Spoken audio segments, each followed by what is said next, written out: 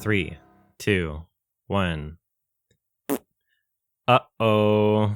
Stinky. Poop. Ha ha ha ha ha. Funny poop. Stinky. That was a quote from Mission Impossible. a film less than a minute long on YouTube called Uh-Oh. With the description Stinky Dinky. A classic posted March 15th, 2016. One of my favorite films. I'm Adam from Your Movie Sucks. This is Sardonicast. Hello. I'm Alex from IHE. I'm going to say, have you shit yourself again, you swine? That's my quote for the day. Nice. Okay. And I'm Jake, man carrying thing.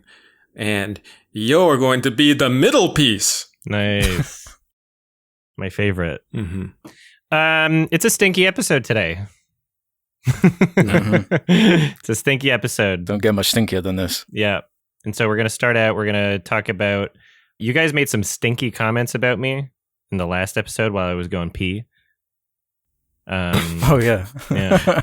Wait, what? I don't remember this. Yeah, well, you don't remember. You got that baby tired. Yeah, I went pee, and then you called me stinky.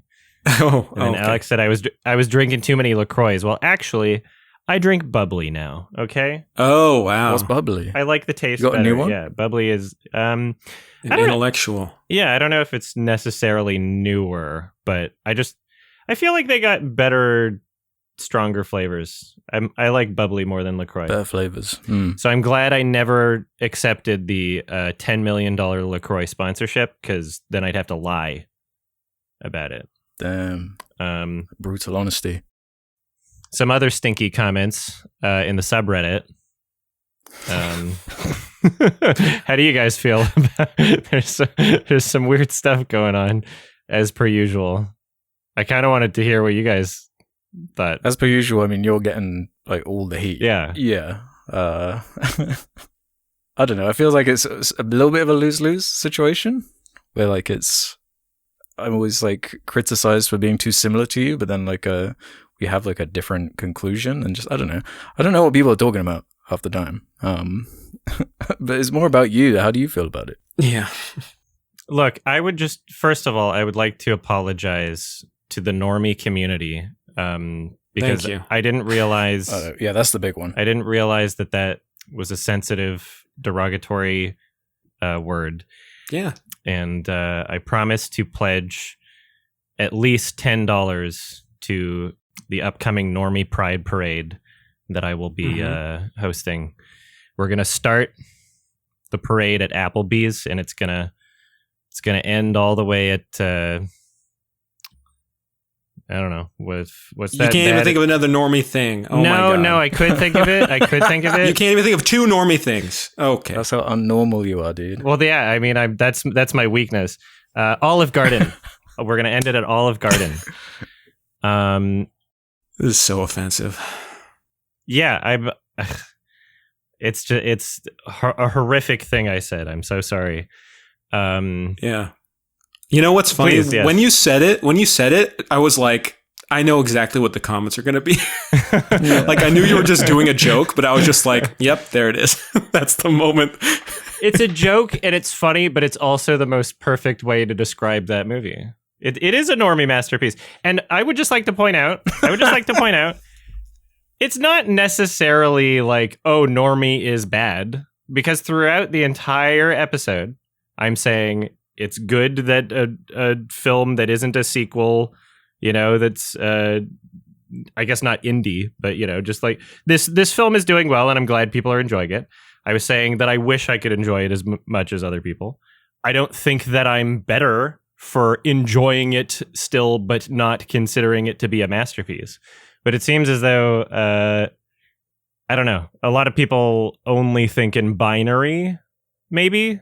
So like the most extreme interpretations of what I said can only be the truth to them. I don't understand. I mean, I saw a lot of comments that were saying they agreed with a lot of your critiques, but they were just annoyed with the way you said it. So just the word normie.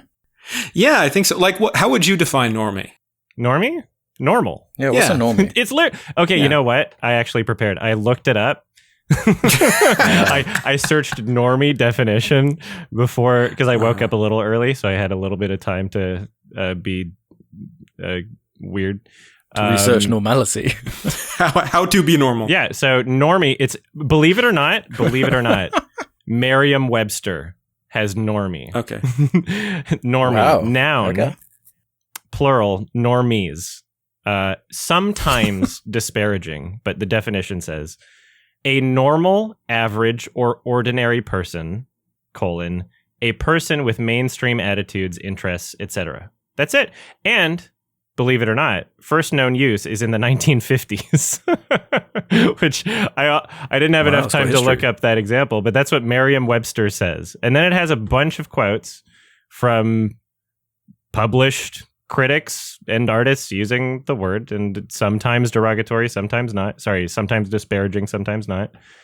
I don't know. I feel like as a person that spent most of my life dealing with the self-image issues and feeling misunderstood and hating myself for not being normal and trying to be, I feel like just saying the term normie is not that bad. Like, I'm not saying normie is bad. Like, that's it's just normal. That's all it means. I guess online it's often used as like a pejorative. I'm trying to think like when I first started seeing that word and when I first especially started seeing it online. Yeah. Like if it's a 4chan thing? It's a 4chan thing. It is a 4chan thing is when it started getting popular. It was like people would pay Big Man Tyrone to say like normies get out, right? That's right. But here's the thing. Even within that, the context is already by you saying the word normie, you're doing something that is self-deprecating. You're doing something that is self-disparaging. When you say normies get out of my board, you're saying I am a weirdo that wants to be in my space of other weirdos, right? Like, so I don't understand how someone else can take offense to the word normie, even if it is used in a disparaging way, because it inherently, by somebody using the term, it is also self-deprecating, right? I'm admitting I'm a fucking weirdo, right? Yeah, but I think it's changed over time in that everyone wants to be unique. Like the whole point, like our whole era is about being unique and individuals. And when you're saying, well, this is for normies, I really think that people don't want to be normies. I think that's a... Yeah, I think you're right. Yeah, that's weird to me because like that's such a fucking normie thing to say. No, because like think about it. Like if you've lived a life where like your main struggle has been not fitting in, you don't exactly wish to be like I'm a person that wishes that I was normal. You know, I've spent my entire life wanting to be normal. Like, so it's fucking weird that normal people are like offended by being, I don't know, referred to as normal, like functioning, healthy, not mentally ill. Like, I don't understand. You know, like, is it just romanticized to be weird now? I guess.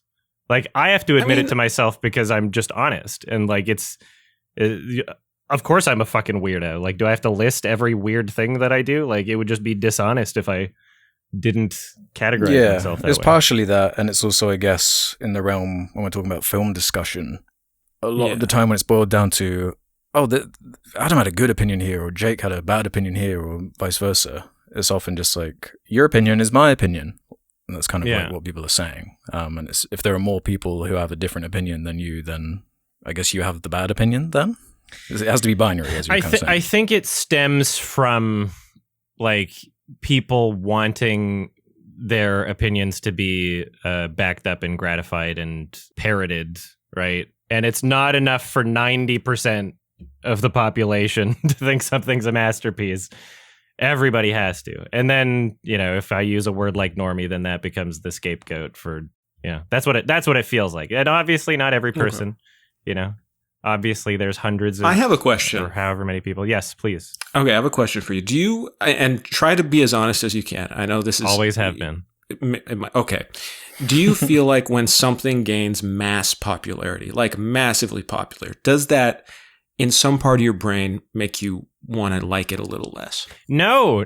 I was actually noticing that was happening with something like Everything Everywhere All at Once, right?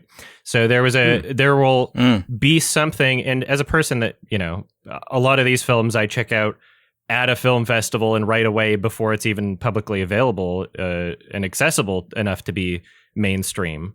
A lot of the films that I love, well, not a lot, but some of them wind up becoming these huge successes. And then because they're so huge and because everybody loves them and because everybody is talking about them and trying to push them out, then there becomes a bit of a backlash. I've seen it happen with Everything Everywhere All at Once. To some extent, Hundreds of Beavers, because, even though it's not known outside of like film head circles, there's definitely, you'd see on Twitter, like, oh, people are calling this a masterpiece. Like, I don't get it, like, or whatever, right?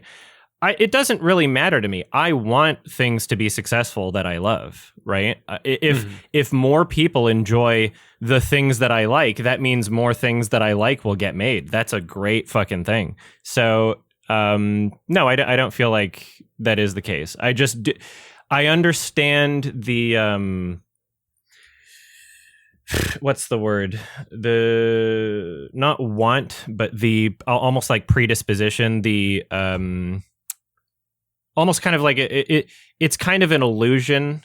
I get why people would gravitate towards the idea that if there's someone like me that typically has tastes that don't necessarily align all the time with what most people enjoy or what most people dislike, I understand why someone would be tempted to feel as though my tastes are some kind of reaction to other people's tastes, that I see this thing is popular, therefore I don't like it, or this thing is unpopular, therefore I do like it.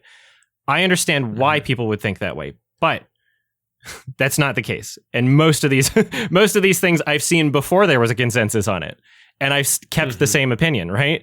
So here's a question for you. Would you call Everything Everywhere All at Once a normie masterpiece as well? Not quite. No. Okay. Because that film, I feel, does enough, like butt plug fight scene. Yeah, it's quite odd. It's celebrated for its weirdness, but it also still works in a way that's accessible to everybody. So I don't know. But what is weird? What is weird? I mean, to me, the butt plug thing was just Reddit humor, right? At least to me, it was. I didn't like it, but really, yeah, it was trying to do a lot of things at once. Oh, I hear. But I wouldn't, if somebody were to call Everything Everywhere All at Once a normie masterpiece, I wouldn't feel insecure about liking it. And I wouldn't get upset at someone for saying that. I would just disagree with it if I disagreed with it. I would say, oh, I don't think it's a normie masterpiece because X, Y, Z. Right? Oh, there's no... That's the difference is, Alex, you've called things on the podcast like furry bait before. That doesn't upset me. Right?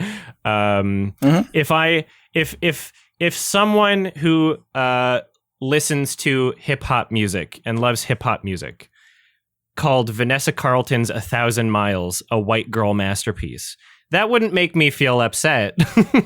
I would be like, hell yeah, I'm going to rock to this white girl anthem, right? It's there's nothing wrong with categorizing things in ways that you're like, oh, this appeals to this demographic. And whether or not you like it, normie or the masses or general audiences, or however we want to call it, that is a demographic, right? So it's not a bad thing. It's a way to categorize things, I don't know. It's just and I guess, we're on a platform where anyone can engage at any level, and you don't even know how many of them have the context of you and your taste, because, like, I don't know, I know your taste. I know you still like the Lord of the Rings movies and like Sam Raimi's Spider-Man. Doesn't really get more normie than that. We recently did Unforgiven, which is like a big popular Western that like you really like too. So it's like, maybe if you were contrarian for the sake of contrarian and that was a pattern as far as that stuff, but I don't know. I feel like you're more consistent than some of these people give credit. Yeah, exactly. I don't know. I thought it was funny. There are other critics and filmmakers who have DM'd me agreeing with me and also thinking it was funny. So, you know what? I'm going to continue to exist in this way. I'm going to continue. Don't take it back. No. I'm going to continue to provide catharsis for people that don't necessarily always align with the most popular opinion and most popular experience of media. And that catharsis Speak your truth. is very fucking important to those people. So I'm going to continue being that guy. And maybe if you've never experienced that, you might not know how important that is. So I'm going to continue being honest. And if you don't know what that feels like, then you're having a good life. And if normie is the worst thing you've ever been called, you're doing pretty good. True that. Go for it. Yeah. All right. Never change. Never Thank you. change. Except when I disagree with you on a film, then change. But otherwise, all the other times, it's fine. Yeah. Also, yeah. Thanks, Jake, for providing good feedback and good pushback and having substantive disagreements, because the normie crowd really needed some representation on the podcast. And, like, I'm really happy that they're feeling finally heard, you know? I'm so happy to be representing the normies and the normie Americans. You know, I'm a voice for the unheard Americans in this world. Yes. I am loud and proud. All right. Yeah. So we're going to start talking about what could never be described as a normie masterpiece, right? No. By anyone's definition. The Human Centipede, a film by Tom Six. More like Tom Sucks, right? Oh, ouch. Nice. Ow. Got him. Yeah, he, this is, okay. So when this film had a trailer released, it became a bit of a meme. What was it, like 2008 or 2009? 2009, yeah. Yeah. So I remember the entire draw to this movie was just, oh, this concept exists, right? Mm-hmm. It's a concept film. And this was around the time, this was like just in this few year period where like memes were starting to take hold of actual things outside of the internet, right? So Snakes on a Plane was a movie that in a similar vein became a huge success because people shared the trailer and were like, what? It's about snakes on a plane? And they even wound up reshooting to have more Sam Jackson yelling about snakes on the plane because they were like, oh, people like this. People like that it's snakes sort of on like a plane. Conceptually gimmicky stuff. Exactly. And now that type of success is almost seen as like commonplace. Like people are trying too hard to capture those sort of things, right? Post Sharknado. The Minecraft movie. Yeah, even Slender Man. Yeah, that's almost a little the IP things I would categorize a little differently, actually, because IP that still fits within the same like just brand popular thing equals success, whatever, right? Anyway, this movie became successful because of its concept, and I don't know if someone would make this if it wasn't their fetish, you know? Like I don't know who would make this if it wasn't like they're getting sexually excited. Because if you wanted to make something that's just grotesque for the sake of being grotesque, I feel like there's other things you could do, right? This one seems like particularly weirdly fetishy. Yeah. What do you guys think? What did you like it? Yeah, I kind of feel similarly about like the real story here is Tom Six, a Dutch fella. I don't know if we've spoken about any like Dutch films. So it's the first Dutch film we're speaking about on the podcast. Great representation of Dutch films. Yeah. We've never spoken about any Serbian films. True, yeah. That's kind of in the same bucket as this trilogy. I had seen this whole trilogy before, each of them only once, I think. Maybe I've seen the second one twice. But the first time I saw this was before I had any money, so I couldn't like buy it, and I didn't really want to buy it, and I didn't know how to sell the 7 Seas or any of that yet, so I watched it on one of those like 123 movie type websites where it's like the dog ass quality, and I don't know. I still found it quite memorable, I guess, but it is still like, yes, this concept is everything about it. Everyone is joking about the concept. And yeah, I don't know. I don't know if I can't decide if it is like a fetishy thing or he's like a troll that like enjoys upsetting people. It might be a mix of both, to be honest. He might like both aspects of it. Yeah. I don't know if any of them I would call good movies, but I find lots funny about parts of them here and there, especially Dieter Laser, the German dude, who just gets crazier and crazier the more like I've read about him and learned about him and read interviews from. He's quite a character, and I feel like he's the most entertaining and best part of this movie for me. But it's also stupid. Like, they're all so dumb and like impossible to take seriously for me. That they don't really work for me as far as like a genuine horror film. Like, I'm not like scared. And they're so sort of like crude and dumb that they're better comedies for me, honestly. Yeah. Where are you with this? Had you seen any of these before, Jake? I had not seen any of them. No. This was my first time. I'm sorry. I'm so sorry. But you did choose it. No, I'm just reminding you. No, this is on. Do not put this blame on me. Fuck you. This is on you. Okay. All right, guys. Yeah. You know what? Fuck it. It was fine. It wasn't that bad. Like the first. All right. We're talking just about the first one, right? We're talking about the first one first. Yeah.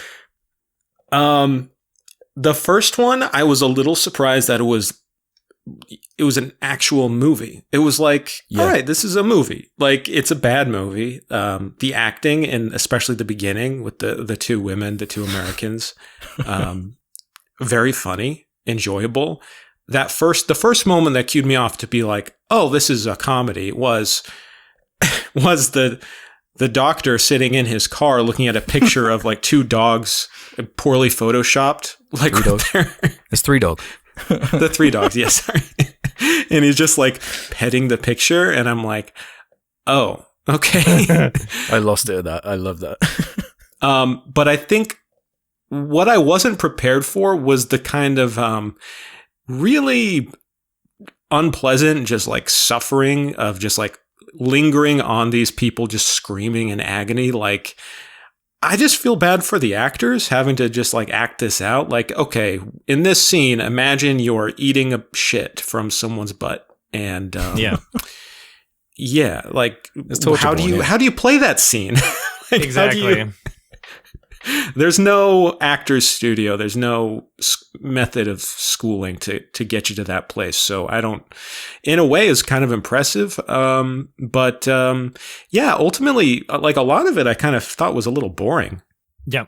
It's weirdly slow for a movie that's trying to be shocking. Yeah. It's kind of boring. Lots of like long, like just like lingering shots of like repetitive stuff, going back and forth. It just takes a long time to build up to things. And a lot of the movie is trying to be like classic suspense stuff, besides the shock and gore, which is like, whatever you think of it, it's I think it's pretty effective. But besides that, most of the movie is like, okay, you're, creepy, like suspense thriller type of thing with the dumbest characters, the dumbest situation. My absolute favorite, I laughed out loud the hardest, maybe the only time in the movie, was when she's dragging her incapacitated friend off of the medical table or whatever, and they're approaching the stairs, and she can barely pull this woman. They're approaching the stairs, and I'm like, how is she going to get her up the stairs? And then it just hard cut to she's upstairs already. I had the same reaction. That was a weird conflict for me, because they had already like been outside. So I would have assumed that the lower level led out to like a backyard sort of thing anyway. Because like the space didn't make sense. No. Because they were already outside doing the barking, like eat from the dog bowl thing. So it's like, okay, well, you had to have either gone up the stairs already, or you were on ground level in the basement. Adam, you're thinking about this more than anyone ever thought about this who made this film. I just figured they like crawled up and down as a centipede type thing. I don't know. I didn't actually find this as boring as I was anticipating to. There's another one I find way more boring, actually. But as long as Dieter Laser's on screen, I'm there. I'm like obsessed with this dude. He's apparently like a method actor. He's method on here. He didn't interact with anyone else like on the project outside of his scenes. Just a wacky dude.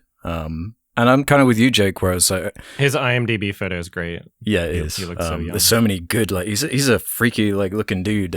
He's, like, really well cast. And, like, I was losing it looking at his Wikipedia because, like, his dad was, like, a real, like, literal Nazi. Oh, cool.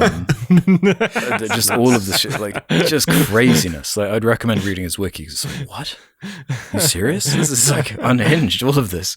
But, yeah, I'm with Jake as far as, like, oh, this is more of a movie than I remember in that, like, 240p, I guess I watched it in that first time. Like, there's, like, a rain machine and stuff, and, yeah, it kind of looks like a movie, and there's, like, there's a swimming pool set and all of this. There was some money put into this, and I'm kind of curious, like, how that happened. I'm curious, like, with all three of these, how they got funding and how they found actors and how they even got this made, to be honest.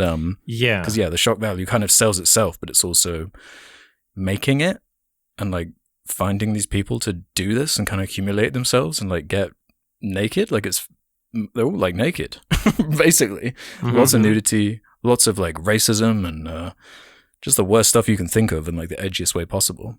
And it's kind of curious from that angle. But yeah, as you said, it's also just so stupid with this emphasis on, like, the marketing beat around this movie and this franchise being 100% medically accurate. They tout again and again and again, which is bollocks. Like, what are you talking about? Like, what do they actually mean by that?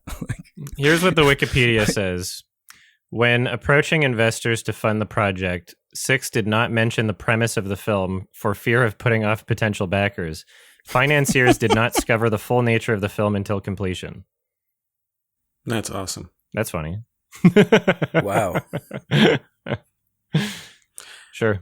I mean, it feels like a real movie because it has, like, some production value. Like, I feel like the quality or the standard for, like, low budget horror has declined rapidly since 2008 or whatever. I mean, they're shooting out in the forest and they have these massive, like, floodlights and it looks like, like it's like how you used to film things before you just would let the screen be pitch dark or do day for night really badly with the digital cameras or whatever. Like, there's some decent stuff. It's like competently shot. Yeah, it definitely is. I'm so weirded out by that because maybe because I've seen it a few times, or I don't know. I feel like the cinematography in this one was, like, not great. I feel like the lighting did feel cheap at points, and the framing wasn't great. Like, maybe in the context of it being, like, a director that no one's ever heard of making this random thing that just happened to get its legs through online reaction.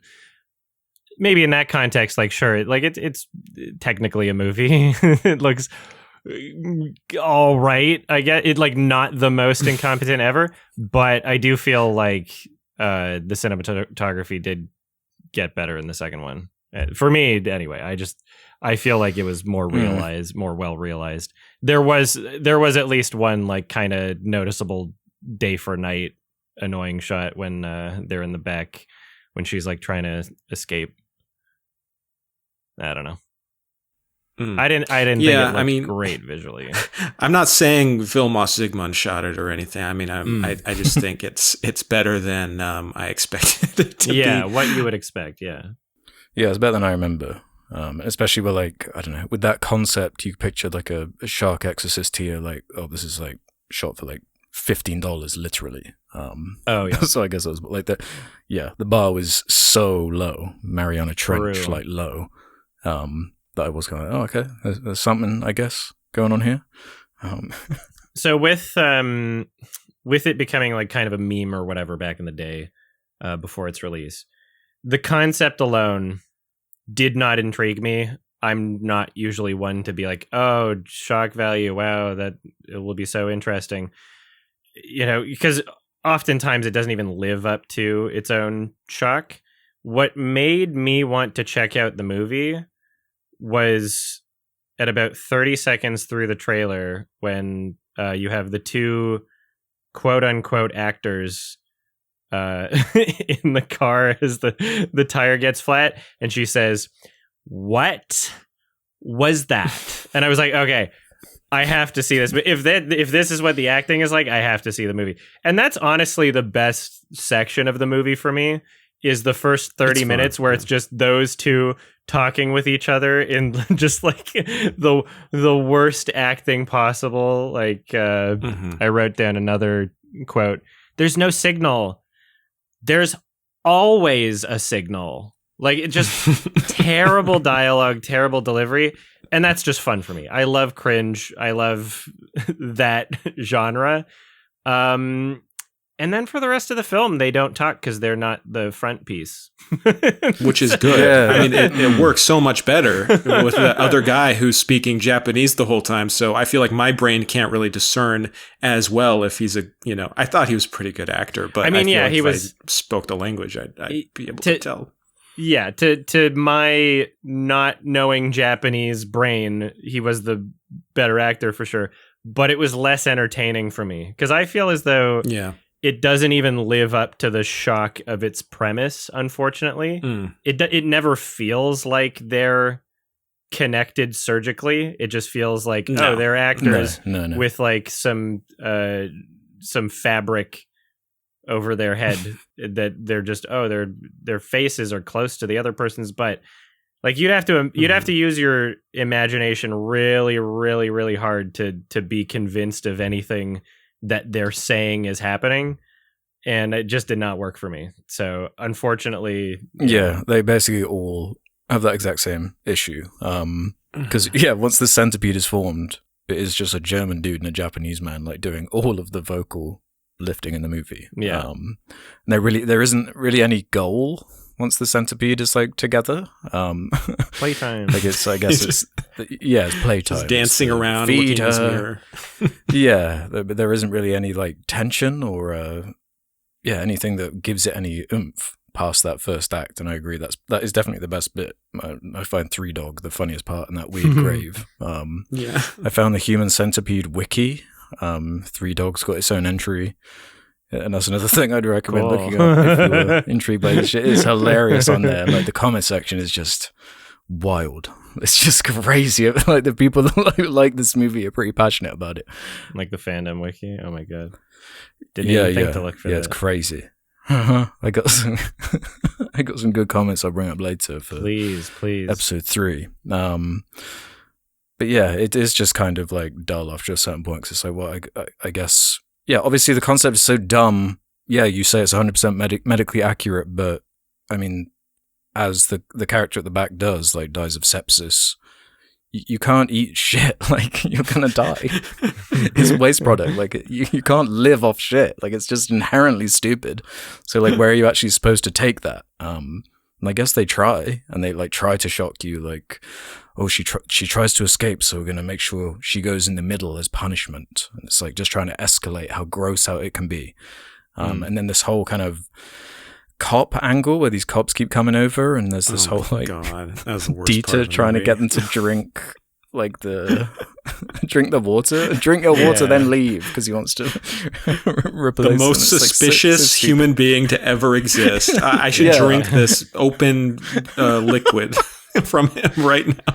Yeah, everyone's such a dumbass. Like, yeah, you're right. He's so ridiculously suspicious. Like, and they just don't really treat him as such. And he's like going downstairs to check on the Centipede and whatever while they're still up there. And it's like, what?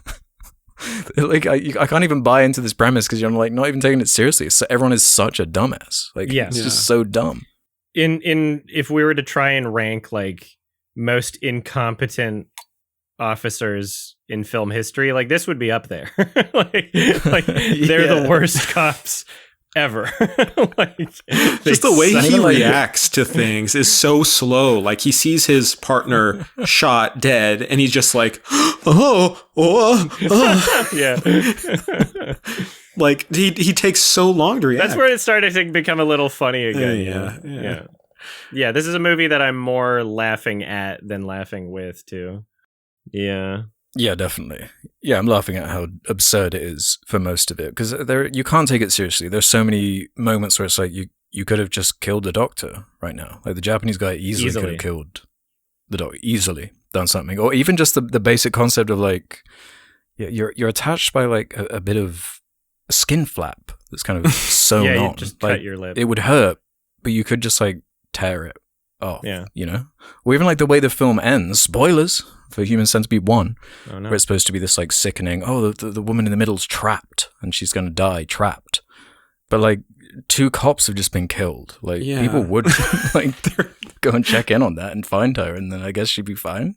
So it's like not even that like scary of an ending. They were off the clock. I don't know. Yeah, it's like exactly. It's like so dumb. There's only 2 cops that exist in Germany now. Yeah. Yeah. Well, thank you, IFC Films, for distributing this. Yeah, how did that happen? I don't know. Yeah. Because no one else will take it. Why did he kill himself? That's my question. Yeah, I have the same question. That's a question that I ask myself in many third acts of films. You know, fucking I Am Legend. It's just, yeah, I don't know. Right. People just, when you run out of ideas and you got to end your movie in some way, and I don't know. It's just people. I don't know. He kills himself. Like he was so close to succeeding. It's just like you fight this whole way. It was just like, all right. Then he gives like this whole backstory to justify it. Well, I think the implication is that because he's Japanese, he wanted to die honorably. No, literally, I think that's literally why. Oh God, yeah, he was Japanese. I didn't even think of that. Yeah, no, I think that's the implication. Is just like, I don't want to survive this way. I would. You know, that's crazy. I'm ashamed. He didn't have a samurai sword, but that's really fun. Fuck it up. Yeah. Wow. Yeah. Do you think this is like kind of jumping off a little bit the Saw and Hostel kind of trends from the early 2000s, where it's like, I remember seeing those posters for Saw, and it wasn't quite at this level, but it was like, do you dare see Saw? And it was kind of about like the gore and how excessive that was. Is just this kind of like the logical extreme of like where those kind of concepts go. Yeah, kind of. Where it's like all a concept. It's just a concept. And it becomes like, it's more of like a test that like teenagers buy so they can like invite each other around, like, oh, let's watch the Human Centipede just to like gross each other out and try and. It's just one of those. So I wouldn't be surprised if it sold decently well on DVD or whatever for that fact alone, because it's just so absurd. I mean, it got a sequel. He got 2 somehow. That's my question. Like, what is this guy doing now? Like, these must have made some money in it, you know? Like, this was like a huge phenomenon. Apparently he directed Big Brother, the like TV show for a bit, but he always wanted to make like horror movies. Like the original. So I don't know if he went back to TV or something like that. I don't know. So nobody knows. He's just gone. Well, I lowered my rating from a 5 to a 3. What did you have? I had it a 5 before. Right. I was a bit younger when I watched it. I was like, eh. But yeah, 3 out of 10 for me. It's it's just unfortunate. It should at the very least live up to the shock of its premise, and it just unfortunately doesn't for me. Yeah, I'm pretty much there with you on the exact same rating, 1.5 star, 3 out of 10. I do think that doctor is like well cast and like chewing the scenery hard. he's funny to me. He is funny. And Three Dog as well is where it peaks. That Photoshop is just ridiculous. Like how lazy that shit is. So I'm laughing. I don't know. I didn't find it quite as boring as you guys. I was kind of actually surprised by when it ended. So I kind of flew by because it was just consistently funny because of how just dumb and stupid it is. Mm-hmm. I'm gonna give it a 2 out of 5. Wow. Okay. You like that? Yeah. I loved it. No. I think maybe it was the expectations were like, oh, that wasn't that bad. But honestly, there were some scenes like in the second half of the film, just watching these actors, like they seem like they are really good at expressing like horror and revulsion when they're in there. Like, I don't know, there was something about it that was just so bleak and depressing that was just kind of like, damn, you know, that would suck to have my mouth sewn to somebody's butt. that would really suck. And the actors sold it for me. I mean, true. It's the new Solo. Yeah. That's. Oh, I've never seen Salo. He loves that film, apparently. Yeah, Tom Six. Surprise, surprise. Of course he does. Yeah. If there's poo in there, he loves it. He's got a poo thing for sure. Yeah. Have you guys recommended Salo on here? Yeah, we did. We talked about it. Yeah, we did do it a while ago. Okay. We weren't huge on it. Okay. Yeah, I didn't love it, but it's still better than any of these. I'm just thinking about other poo masterpieces I could recommend someday. Master pooses. Oh, God. Master feces. So, yeah, good film. Good. Yeah, we all loved it. Human Centipede 2. Second sequence? Full sequence. That's what they call it. Full sequence, yeah. Did they add that, like, after the fact, or was that in the marketing originally? Because they each got the, like, sequence tag. There's first sequence, full sequence, and final sequence. I don't know. Did they, like, Star Wars it and change all the titles? Usually on IMDb it would say if it changed the title, but it doesn't. But, I mean, that doesn't necessarily mean that... Maybe I'll have to check the wiki again. Mm-hmm. Yeah. This was the dumbest fucking piece of shit. I hated this movie so much. Yeah. I fucking hate this film. I hate this film. Oh, my God. Oh, my God. This is great. This is great. I fucking hate this film. I like this one. No. Yeah, I like this one. No. Well, okay, it lives up to the shock and disgust of its premise. Like, no. if you were to try and make a movie with the goal of just making the most like depraved, disgusting, disturbing, like just nonsense, like. It feels like that's what it was going for, and in that sense, like it did a good job at what it was trying to do. Like I like this one the most out of all of them. But it's not even funny anymore. You know, it doesn't have a laser in it anymore. It's still funny. And it's almost like it's so edgy, like what it's trying to do. Yeah. And I guess there is. I guess the reason I'd seen this one more than one time was because this was one of the first movies I ever made a video on like an old channel. Oh, wow. And it wouldn't, I don't think I can, it was taken down by YouTube basically, because you basically can't show any frames of this film. I know. And there are different cuts of it. There's an extended sort of extra edgy version when there were scenes that were playing. I guess that's the version I watched this time, like the director's cut or whatever it's called. Unrated. There were scenes I didn't remember from when I made this video. So I guess there's some little soft spot from remembering how much it upset me that original time watching it.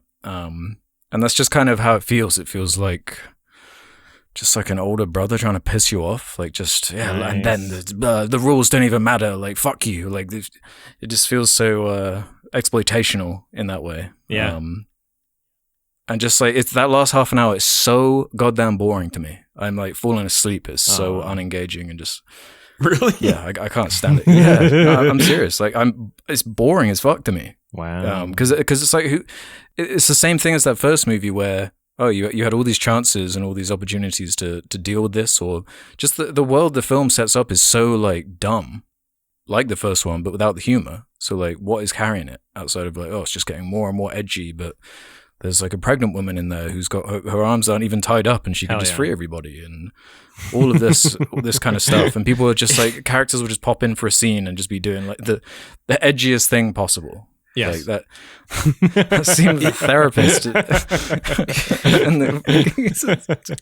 Jake, you say something, I can't. It is funny how easily all of these people could just get out of there. Yeah. They're like barely tied, and there's like how many are there? Like just a warehouse full. Like there were like 12. He wants 12, I think. He wants to escalate it, yeah. Okay. And then they're all attached with like scotch tape and staples. It's just like you can overpower this guy. I mean, I don't know. It was just like so stupid once it got to that point. But the problem was once it got to that, the last half hour, the whole first hour is just so stupid and boring. It just makes you think like, okay, there's no logic or reason to any of this. None of this has any consequences. It's just this guy is just murdering random people in a parking garage for the first hour. And then talking to his mom, who just calls him vile, horrible shit. And then that's it. There's like, what are you doing with the body? He like puts a baby in the car and it's like, just leaves the baby there. Like I don't know. Yeah, There's just like none of it matter. felt tangible. It just felt like very whatever. Yeah. I will say I would compliment the framing. I do kind of like the Nice. starting off point, like a mega fan of the first movie. I think that's it's a little bit clever. It's trying to get meta with it, but it can't carry that cleverness to anything actually interesting. Yeah. I liked it. She steps on the fetus to drive away. It's perfect. What the fuck? That was okay. I'll tell you guys that there are 3 moments in all these movies that actually like was like fuck no for me. That was the anything with the knees. I'm like, I got it. I can't look at that like that for whatever reason. I can't stand that. When he's hammering the guy's teeth. All right, that was gross. Mm-hmm. And then the fetus was just like, I was just kind of like, all right, dude. Like, all right, bro thinks he's Hieronymus Bosch. He thinks he's so like edgy with this painting of agony. And I don't know. It was just like, fuck off. You know, this is annoying me. To me, it was so okay. Here's what I liked about it. I liked that it felt very shitposty. Like in the way that like, yeah, there are no rules anymore. This is not taking itself seriously. And in that sense, I feel like, you know, the weakest parts of the first film for me were it trying to instill some sort of sense of like tension or fear or like genuine horror in some way, which I just felt like it just didn't really succeed at that at all. Whereas this film, it felt like its goals were just to be disgusting. And it didn't matter if things made sense. And like, to me, there was a humor to it as well, and in its ridiculousness. And it just went so far into how ridiculous it was that it does work for me. Like much of it does work. It's entertaining. It's stupid. It's silly. I love how he's just like he'll bludgeon people, and he knows exactly the velocity to like the difference between killing someone and knocking them out. And also every time it shows him doing it, it's like the daintiest fucking thing. Like the actor might as well just be like casting a fucking magical girl wand and like saying a fucking hocus pocus spell, like whoop-ha, right? But it like kills people. And it's so silly. It's so funny to me. I love it. It felt like a student film to me. I think that's why I was like, the first one I was like, oh, this feels like a movie. This one felt like I've seen like edgy, crappy, like low budget. Like this could have been a 20-minute short, you know, just like of the last part of the movie, whatever. If you want to be gross, if you want to be weird or whatever. But like, it just felt like so lazy. Like the sound effects, the music was just like trying to be like almost like a David Lynch, like creepy, like eerie. Like it felt like it was taking itself so seriously. That's what like bugged me. I didn't like feel it that felt at like all. it was trying to be Taxi Driver, you know? I felt like it was done with so much irony. That was basically my experience with it. It really felt like, it felt like a big shitpost kind of, you know, not quite like Lars von Trier or anything, but, you know, like in the same vein where like the purpose is to just fuck with the audience. The purpose is to just make something that is shocking and stupid. Like they have the original like actor show up and then have her talking about like making the first movie. And these, you know, the meta aspect kind of clues in, I feel, to the ironic nature of it. Like it's a movie that's telling you it's a movie, basically. And it's almost as if it's operating in similar logic to like, I don't know, like one of the Terrifier films where it's just like, yeah, it doesn't fucking matter. We're just showing some shit. We're just killing. We're just doing gore. It's nonsense. It's absolute nonsense. But I love that it feels as though it's aware of that. And it's not trying to do like a straightforward, like, oh, what if they escape? And like, oh, I'm almost free. And then he says, I'm going to get the middle piece. Like all of that. Just, I don't need it. I don't need it. And I feel like this knows what it is the most out of every one of the Human Centipede films. And I enjoy it. I feel like I get the vibe that he feels like he's pushing boundaries and like, I mean, he is. There's the reason why there's a censored version is because like the UK literally just wouldn't accept it. They needed to cut 4 minutes out of it. Right. Like this film's so fucked up that like it's banned in a bunch of places and like it just needed to be edited to even get released in a lot of places. Like it was pushing boundaries. Like I think it pretty, definitively was. I guess, I don't really give it much credit for doing that, because it's like, that's all it is. Like Exactly. all it is it's just trying to upset you. Exactly. But at the expense of like an atmosphere or logic or anything that like actually would get me involved in this. When the mother character, there's a scene where she like just slits her wrist, nothing happens, and then just walks over to the bed and gets a scrapbook out, and it's like, what?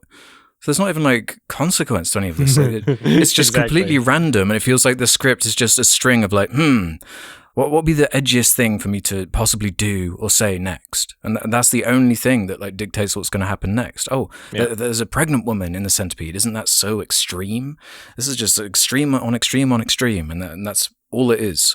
There is some ironic humor there for me, for sure. Like, there's some funny stuff. The performances they are hilarious. They're like so bad. We're saying they were bad in that first movie, but they're even worse here.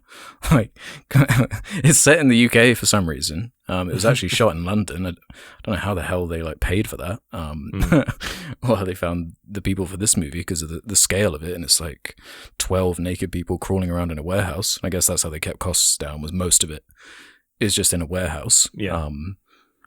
But the stuff these actors are saying, like some of it I don't even feel comfortable saying, like quoting. Yeah. That whole scene with the therapist character in the car. Yes. With just some random like old dude. You know what? Your pussy smells gorgeous. It's like, come on, dude. Like what? Like, what are you doing? Like, you're just being an edgy teenager. It feels like a 15-year-old wrote this. Yeah. Yeah. But I feel like it's being what it is and not pretending to be anything else, I feel like it's honest about it. It's not pretending to do something different. I guess so. I mean, I guess I just don't like what it is fundamentally, at least I guess it is trying to do just what it's doing. No pretense of like story or plot or anything like that, or character. I mean, I gotta say, like, props to finding people who will be like, this was full putting your face in someone's butt crack, for hours on end. Like, that was that casting call like? I don't know. But props to these people, Stop them tears. You're just making daddy's willy harder. That was a good quote. Yep, that's in there a couple of times. Mm-hmm. Did you like the Schindler's List reference? Oh, maybe I didn't catch it. Yeah, like the little girl in red. It's the poo is the only color in the movie. When there's poo on the camera, is brown. When it splats on the screen. I don't know if I would call that a Schindler's List reference, though. Just like selective we color haven't mentioned grading. the film is black and white. Yeah, but like Sin City did that too. Like I just felt like it was a choice. I don't know if I would call that a Schindler's List reference, but it was a choice that I liked. I thought it was awesome. Because apparently the only reason it's black and white is because no one would let it get made otherwise, because it's just so violent and it kind of hides some of the violence. The same reason of that Kill Bill scene. Is that what it says? I'm pretty sure. It was shot in color, from what I understand. And to turn it into a black and white film. Hold on. Reading production. According to Six, he intentionally made full sequence very different from first sequence for two reasons. First, he was writing the script at first sequence. He knew people would want more blood and shit than is shown. Second, the two parts reflect the different characters. The colored first sequence with a slow-moving camera fit the story of Dr. Heiter, while Martin Lomax's character required a dark and dirty film. Six shot full sequence in color, but was always thinking about black and white, and realized while editing that it was much scarier that way. It was also Six's idea to have little dialogue in the film's second half, except for moans, grunts, screams, flatulence, whimpers, and Martin either laughing or crying. So when I watch this, I know that there is a big list of films, I don't know, that have had to change their color grading because of censorship. But in a way, almost kind of works out better. I believe Kill Bill Volume 1, like there's one scene where like that was the like, I don't know if that's like a pop culture factoid or if it's like real or just made up, but the story is that the black and white sequence in Kill Bill Volume 1 was, with the Crazy 88s, was to get past like a NC-17 rating or something. But, you know, even in Kill Bill, I feel as though that as an artistic choice makes it more interesting. And in this film, I mean, I love that it is kind of, you know, doing the black and white thing almost kind of in like a weird shitposty way. Like I wouldn't care too much about it if it weren't for the selective color grading in that one scene. Because it was that moment where the first time I was watching it like really clicked. I'm like, the fact that you're deprived of colors up until that moment makes it pop out more and makes it so much more disgusting. It's spoilers for Xavier Dolan's mommy. You know, it's like that scene without saying too much, like taking what is throughout the entirety of a film like a really claustrophobic framing and then changing that. Right, you're adding something and adding an emphasis to it by being restrictive for the entire film up until that point, and it's a good choice, and it's disgusting, but it makes it feel more disgusting, and that's the goal, and it's funny, it's hilarious. There's no other film that would do this. It's a very unique thing. I'm thinking like about Pink Flamingo now, because that's like a disgust film. But I respect that film in ways I don't with this one for some reason. I don't know. I don't know. It feels like just so much about it is just superfluous. It just doesn't matter. Like the whole framing of him being like a security guard in this multi-story in London, and he's whipping out a gun and like pepper spray and everything. It's like, so you don't even care about the setting. Exactly. These things aren't even legal in the UK. But then, like, the ending, too, where, like, is the implication that it was all a fucking dream? Yeah. Exactly. I'm like, that's fucking annoying. Nah, yeah, it takes it, it just exemplifies how little it takes itself seriously to me, is that it's admitting, like, it's a shitpost the entire time, and that's why I like it. I gotta say, I just respect the fact that the sequel is so different from the original, you know? Yeah, like, true. I feel like if you wanted to just do a shitty cash grab, you could have just done the same thing over again, you know? But, yeah. And I think most franchises would go in that direction and try to keep like a formula going. But like these three movies are very different from each other's tonally and like stylistically. Like, I don't know, there was some creativity on display, so it's art. That's art. You know what? Technically, I don't think AI could have produced this. Not yet. Not yet. Some of the like prosthetics are quite good. Yeah, like you mentioned the teeth knocking out scene. That's quite a like effective scene as far as how it's put together, or the knee slicing stuff and the cutting the insides of it. It's like that's quite well done. I just wish it was in something I gave a shit about, because it just feels edgy for the sake of it, like just gratuitous for the sake of it, and that's all it is. All it has is shock value and nothing else. But at least it actually delivers on that, which was not the case for the first film. You know, that's what I wanted, is like, if you're going to call the film The Human Centipede, and if the whole catch to the film is that it's shocking, then deliver on the shock, deliver on the gore. And I feel like this film did that. And the effects, the practical effects, super well done, super, you know, disgusting, squeamish.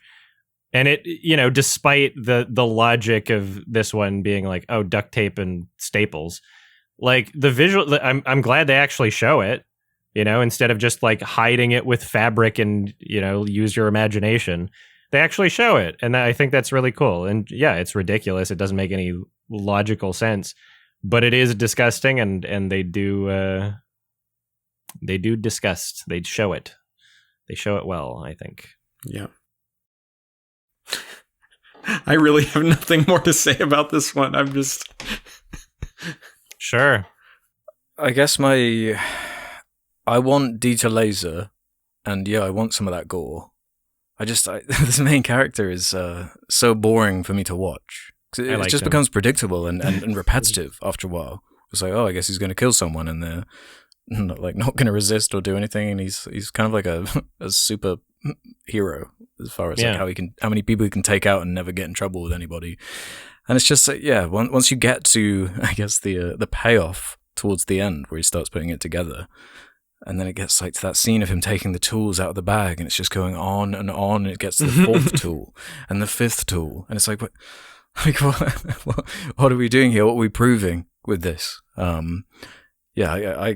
even though it is the payoff towards the end, I'm like falling asleep by that point. It's so boring, and like, yeah, you've like made your point.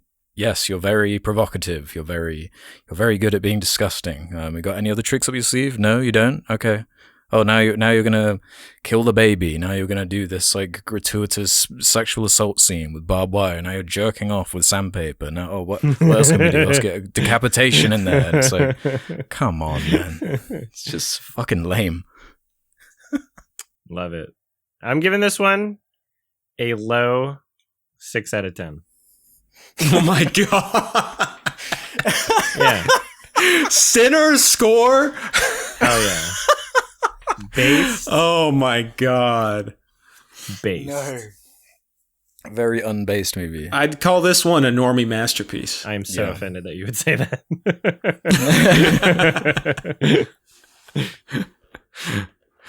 I'm giving this one a 1 out of 10, half star. Yeah, I'm a joke on this one, half star.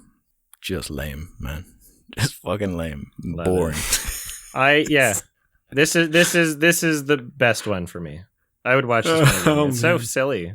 It's so fun to me. I'm happy you like it. Thank you. Let's move on to the Human final sequence. Centipede. Final sequence. Mm-hmm. Yeah. Directed by Tom Six with a 5 Metascore out of 100. Nice. This one to me is my least favorite. I find this one, if I were to categorize it, it would be unwatchable would be the category. Like, it's just, to me, this one's really fucking boring. As much as I love Dieter Laser, he couldn't carry the film, and just with how repetitive it is, and it doesn't feel like it's going anywhere. So, a lot of similar criticisms that you had about the second movie, Alex, I felt with this one. Yeah, it wasn't as shocking as the second one. It didn't live up to it as much. Like, sure, there's like maybe 2 or 3 moments of like weird, disgusting gore that just like feel disconnected from the rest of the movie. Even like just I don't know. It doesn't feel like it's in context of anything. Just like, oh, time for this shot of gore, I guess. Like, it just. Yeah, its attempts at humor also do not work for me. So it just that's also partially to me why it's the funniest one. I knew I was in for a treat when the tagline is 100% politically incorrect. This is such a cringy film. Very. Holy shit, it's so cringy, and it was giving me like flashbacks to what YouTube was like around like 2015, where like the punchline of every like YouTube parody was like some kind of disgusting gore or like essay thing, and it was like, oh my god, it was like a little flash into that past. Oh my god, it's so ridiculously cringy, and like you said, it is different, I guess. Like it's a straight up like comedy, political satire. Yeah, which just falls utterly flat on its face. And to me, I kind of feel like the first movie where I just like watching Dieter Laser do his thing, and he's like screaming every line, and there's no subtlety to everything, and there's not a single like good joke. Like, it's all crass and disgusting. And when I was like a teenager, I wrote this story called The Buffalo, right? And it was just like wrong, just like disgusting. Just all teenage angst, like just no one should read it, just embarrassing. And this film has Buffalo energy. It just feels like, if the other ones felt like a 15-year-old, this is like a 12-year-old that's just discovered these edgy concepts for the first time. And we're just going to be as racist as possible. We're just going to be as disgusting as possible.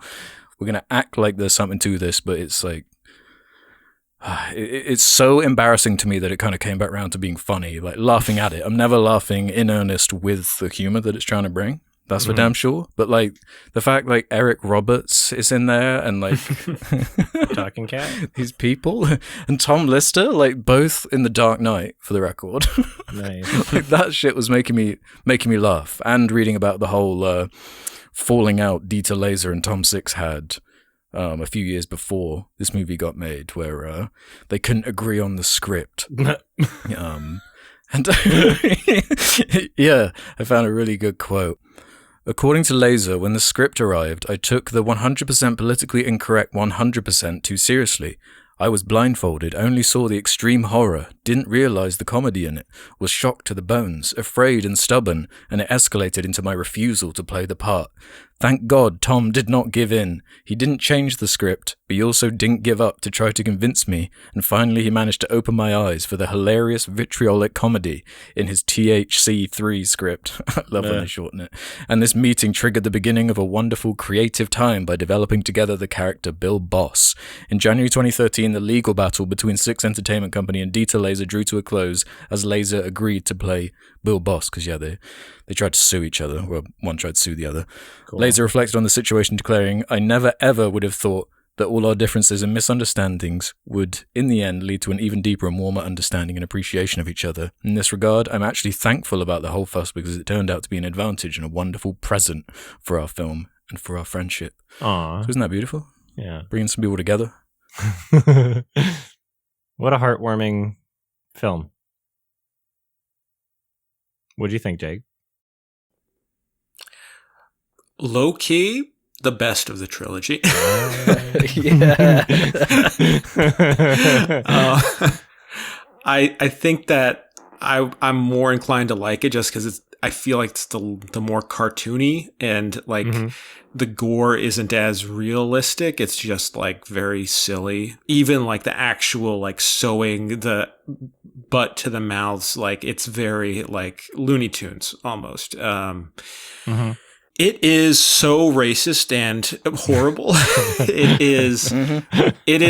It's trying to like shove your face in the dirt and mud of rather not the gore, but like just the most idiotic excesses of like, I don't know, America and like the prison system. I find it very interesting that this movie is set in a prison. I like the concept of like this warden just going mad with power. Dieter Laser kind of gives an amazing performance. Like he's like doing his Jim Carrey. He was doing everything. He was giving full commitment. Like I think I would have liked it way less if it was even just like a slight notch down in terms of commitment. He was so committed. Like I feel like Nicolas Cage in Vampire's Kiss level, like going for it every single scene. Like I could barely understand him through his German accent, you know.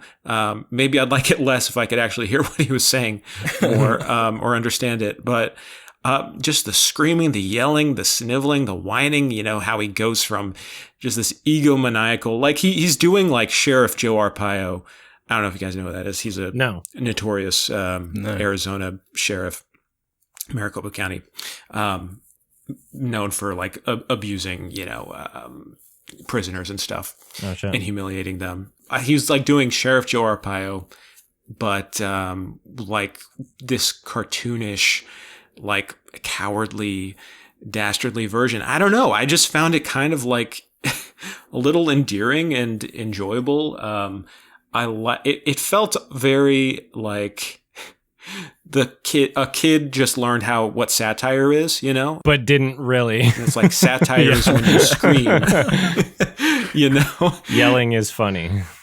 Yeah, just like, oh, I can do this if I can say all the bad stuff if I say satire. And sort of like you, Alex, I just kind of like looped around to being like, oh, yeah, like, yeah, this is funny. Like maybe not in the way they intended, but it is like, it is so just over the top and stupid. And I kind of like how it has like a color palette. It has like some design and style. It is super sweaty film, dumb to look at. Like it just looks so cheap and plastic and bad. But again, it's like doing something different from the first two. And I just I needed that, after watching those first two movies. This was like a pop of energy. It's not taking itself as seriously as I perceived the second one to be taking itself. So, I don't know. I was kind of like, yeah, this is all right. That's funny. Yeah, to me, this film was just an absolute like exercise in patience. I just had like the first time I watched it was without subtitles, and I couldn't understand a fucking word. Like that was me. Dieter Laser yelling is like I'm like I don't even know what he's saying, and he's just yelling the entire movie. That's the best part. So yeah, watching it with subtitles is definitely an experience because you get to see the stark contrast between what you hear and what he's actually saying. Like, I wrote down one of them like, I have a heart problem. Like, was supposed to be, I have a heart problem. That was the, like, I got that. Yeah. And then, I don't know, like, it felt like comedically it was trying to have its own interpretation of setups and payoffs. Like the jar of dried clitorises that he kept eating, and then the woman's like, oh, candy? I want some after like sucking his ding dong. Such a lame joke. Yeah. And she's like, I want some candy. Oh, these are too salty. And then later he's like just chewing on. I'm like, is this a payoff? Like, is this like a fun callback joke? Like, oh, he's still eating the dried clitoris jars. Whoa, yippee. Very cool. So funny.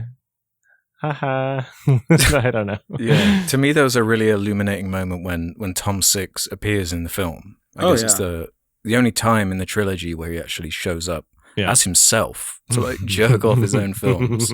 And he's so unbelievably bad that it loops back to being hilarious. It's so fucking cringeworthy whenever he's on screen that I find it really funny.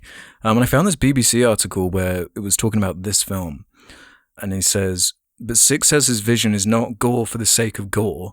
And then he's quoted saying, these films have a lot of layers. They are dark comedies. They are horrible films, not horror films, he says. At the same time, he concedes, I have an urge to shock. It gives me pleasure. And that's so blatant from this one in particular, where it's like... I was getting out with the second one, where it feels like, yeah, we're just doing this to try and piss you off. And you can clearly tell that he's getting pleasure from pissing you off. But this one feels like that attempt at comedy gives it like another angle that I guess just works for me in the inverse way that the second one does for you, Adam, where it is just so that like it's going for like, I guess it's fitting with like the America setting. It's going for like scale and like trying to have this like prison industrial complex like commentary, and it's called like. Oh, I forgot what the prison school is called, like the George H.W. Bush State Prison. And, talking about like Guantanamo Bay and all this dumb shit. It's like so on the nose and so goofy and so clearly a Dutch guy like trying to satirize America. But it's really funny to me from that kind of angle. And then when some of these lines that Dieter Laser's coming out with, a Jew behind a Muslim, a Crip behind a Blood, world peace. And it's like this is so ridiculous. Yeah. It's absurd to the extreme in a way that I guess works for me. Okay. Kind of ironically. I just, honestly, the more I think about it, I admire the energy and the vitriol it's showing towards the American prison system, which part of me is going like, if you're going to make a parody and a satire of American prisons, like American prisons are horrifying. Like it's just so evil and horrifying. Especially like growing up in Arizona, Maricopa County, Sheriff Joe Arpaio was like probably the most notorious sheriff in the whole country. And he came to my high school to speak, like he was headlines, big Trump supporter, whatever. Massive violations of human rights, just growing up in that environment, and especially this movie set in the desert, I just felt like it is very much drawing from that world and that energy, that to see it so like stupidly portrayed, so over the top, was kind of cathartic. Like there's this sicko weird European dude who's obsessed with weird butt stuff is like he kind of can see the perversion behind this entire setup of the American prison system. He sees what is so fucking disgusting and like fetishistic and disgusting about it all, you know, like and I just kind of was like, yeah, fuck this shit, you know. I don't know. There's something there for me, at least. So the commentary worked. Yeah, kind of, because it's more, the prison itself is more shocking than the actual like centipede solution that they wind up bringing. It's like the inverse of the second one. It's like an afterthought. Yeah. Like that really is like like such a silly part of the movie at the end of the movie. But like what I love is that the whole time he's so obviously psychotic. He's like shooting people the second he gets there, or like trying to shoot people. He's literally cutting out a dude's balls and then cooking them and eating them. And I just love all the authority figures coming in and being like, if you do something like this again, we might have to punish you, or we might have to fire you, you know, just be careful, you know, like there's no consequences whatsoever. And the guy from the second movie, he's always like saying, think of the medical expenses again and again. And the communistic cigars thing with some kind of funny shit like that. I mean, it is over the top satire, but it's like, it's already an over the top situation, you know? I don't know. Yeah. I like how they hold up DVDs of the other movies. That's good. Yeah, and reference like the South Park episode. It's like just Tom Six and jerking himself off. Oh, like, yeah. I don't know. I felt like I didn't love the like ugly yellow color palette. You know, I thought I just didn't like the overall visual style. It is ugly. No, I dig it. Some of the like the continuity in terms of like how things were shot was just like so embarrassingly terribly done. Like when he climbs and falls out of the window, it literally just like cuts to him in the sand somewhere, but it doesn't look like he's like even near a building. But the implication in the chronology of how you're organizing the shots, like the implication is that's him after he fell out of the window, but it's like, okay, you're just like in the middle of the sand somewhere else, right? Like there was just no continuity to it. The second one does the exact same shit though. Does it as much? Yeah, like, you know, there's that whole gag, well, in the second one where there's the neighbor above them that's playing music too loud and they keep knocking on the ceiling. The second time they do that, they knock on the ceiling and then the bald dude from above just like appears in the room, like like the doors are, like in a similar way where it's like, what? Like you just cut to this and there's like no, I guess the door's just always open here, or like what is happening here? Yeah, that's fair. To me, I felt like it was more shitposty, the second movie. More than this one. Yeah. Because this one, I feel like this one's, in terms of like what it's going for, this movie's trying to be funny, and I did not gel with the humor at all. I thought that the writing and jokes were like absolutely atrocious. To me, you know, watching someone fail at doing comedy is like just really, really, really not a pleasant experience. See, I love that. I love the cringe it makes me feel. Like that's hilarious to me. Like how cringy that comes across.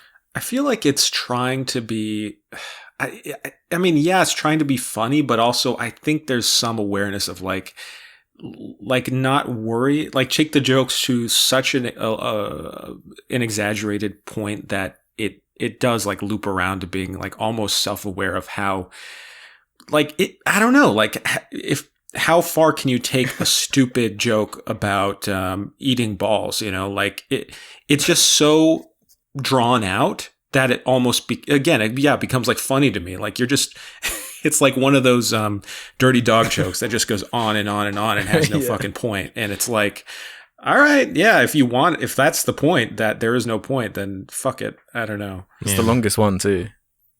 Yeah. It's like 10 minutes longer than the other two. It's very long, and most of it is literally just yelling. I know, but he's doing Klaus Kinski doing like John Wayne, you know? Like that's funny. I don't know. Like he's just so endearing in this role. I don't know what it is. An endearing role. And yes. Put that on the cover.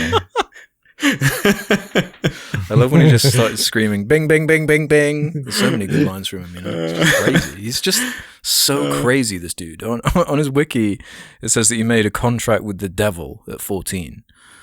He's just a character, man. I love watching Dieter Laser. Now, he's missing from that second movie. Yeah, he is.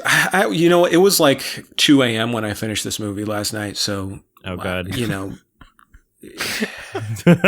I'm sorry. You know, I had to watch it in the middle of the night, or else I risk exposing my child to these films. Good Lord, I'm like, yeah, is he gonna just bash the door open? I'm just like happy that this was the last one, because it felt like a bit of relief. Like, okay, I like the first two I'm like, yeah, I'm susceptible to gross out stuff. But this one, it felt like this was the Evil Dead 2 of the series. Or no, this is the Army of Darkness, you know? Yeah. Okay, that's not a bad way to put it, sure. Similar quality. Or like, what's the sequel to Texas Chainsaw? That was like a comedy. I guess Texas Chainsaw 2. I haven't seen it. I don't know. I like when horror directors kind of take the comedic route with the franchise, because it's so connected. Horror and comedy are so interlinked. So true. I'm not saying it's a good movie. I'm not. It's just my favorite of the three. Wow. Okay, great. I don't have much else to say about this, so I'm fine giving ratings. I want to just bring up a couple of the comments I screenshots yeah. from the wiki Yes. that are just like, what the fuck? This one was actually from the first movie, from a fandom user. This was in 2018. So wait, dogs eat their own shite, so why would the dog be sad to be placed in the middle? And also, what would happen if the first dog laid down? I want to know details of this 3-dog. Specific details. Please reply as soon as possible. Thanks. Wow. Did anyone ever reply? No, that one didn't have one. But this one did get a reply. Surgeons are the most dangerous people in existence. a whole ass year later, someone replied just saying, yep. And the last one I got, one from 2020, a fandom user. I found this page by accident while looking up for my 6-year-old the difference between a centipede and caterpillar. This page is completely offensive and is not protected by the first, as it feeds to not just illegal activity, but anti-human activity. I wouldn't help a fan of this crap for anything. Anyone who enjoys this sick shit isn't human, lacks all humanity, and is an enemy. Period. Just seeing this page is scary. I want legal counsel for damages, as should any human who stumbles on here. Now that's a normie. Yeah. There you go. Oh god, yeah. So I was getting some good entertainment from that. That was great. Was a good find. Yeah, thank you for sharing. Yeah, that's good. I mean, when you think about it, the dogs don't have mouths like humans, so how does that even work? You know, I don't know. Like True, dogs have long mouths. You stick the entire snout up. Oh, I see. But then how are they breathing? Ah, shit. Yeah. we gotta. Wow. I'll text my good friend Tom Six and ask him. Just do the cinema sins ding. You know. Oh yeah. Oh god, yeah. So ratings for 3. Yeah, I can't stand it. This is just absolutely unwatchable for me. 1 out of 10. I can't. It's it's cringe in the wrong ways for me. Okay. Right. Yeah, it's cringe in the right ways for me. But I'd give it probably the same score as that first movie, 1.5 stars or a 3 out of 10. But this one gets a like. Nice. It's a little heart. I'd give this the same as 1 as well. I'd give it a 2 out of 5. So nice. Nice. Yeah. You loved it. I loved it. Yeah. Well, you know, I think this was a pretty good discussion. This could have gone worse. Yeah. So thanks for picking it, Jake.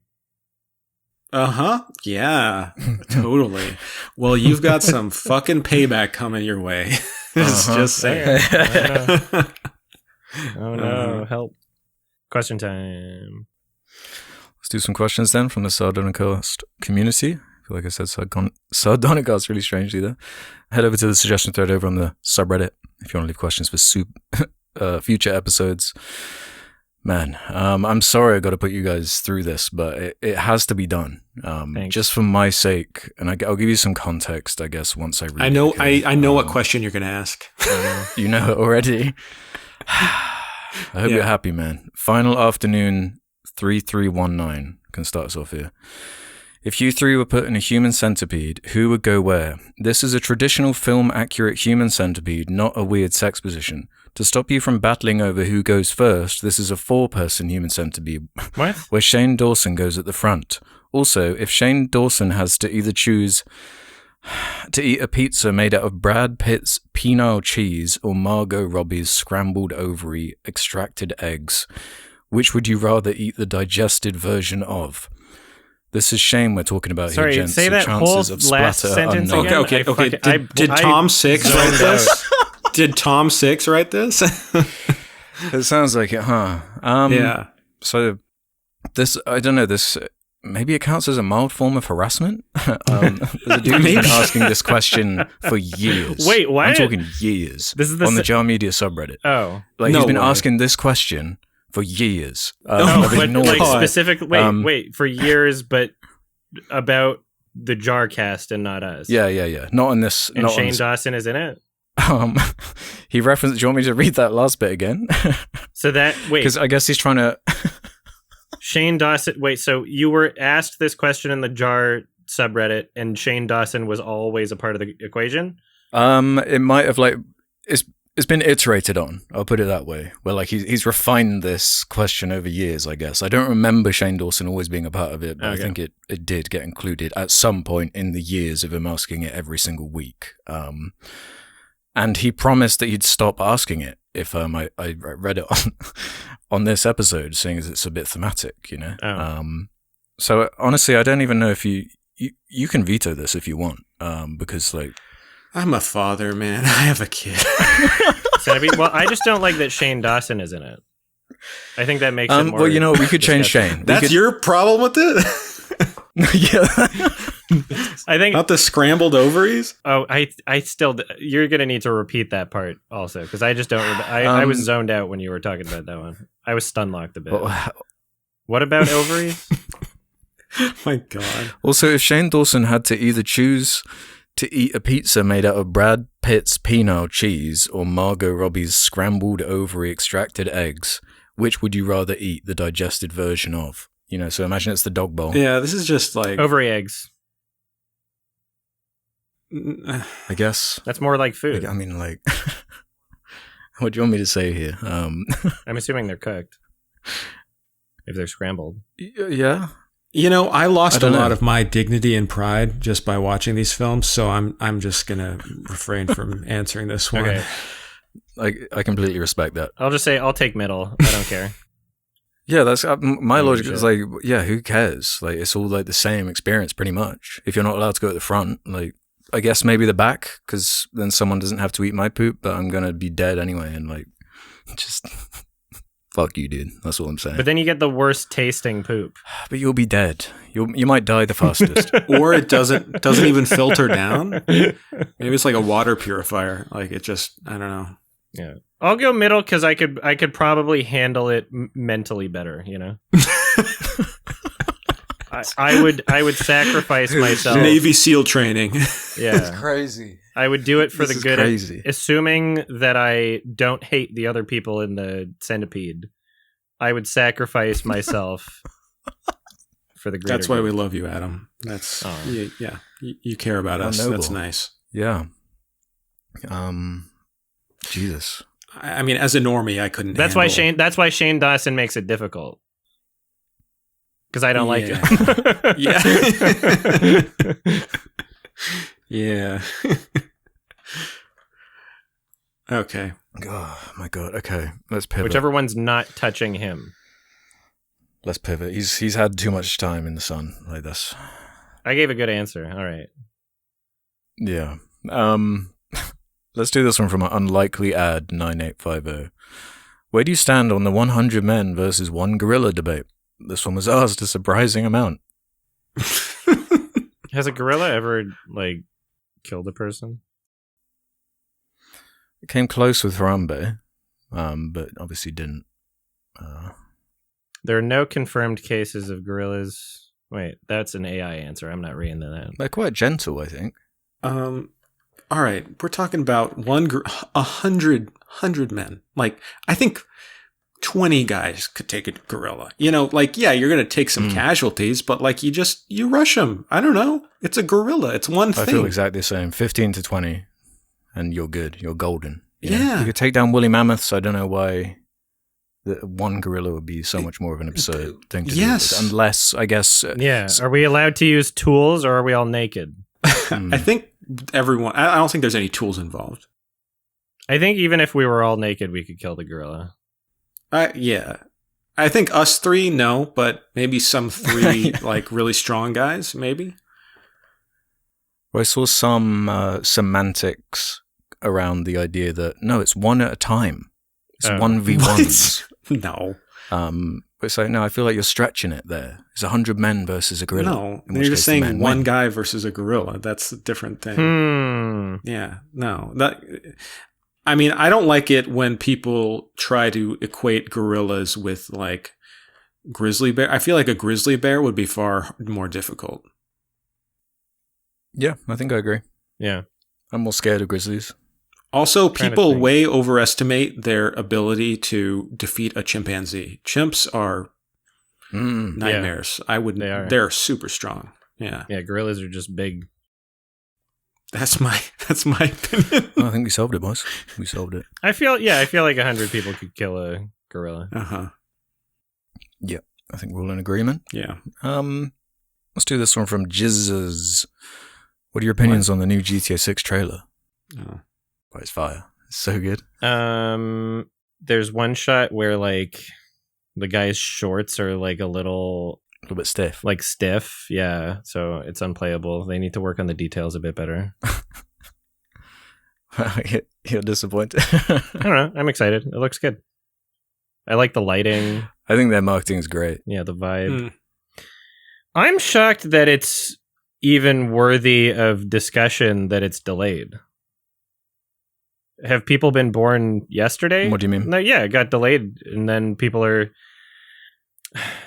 like, who was it? Like Tim Pool tried to like connect it to some culture war thing, and was like, "Really? Yeah, for God's sake!" But I mean, I guess that's just what he does. Upset that you can kill cops in it.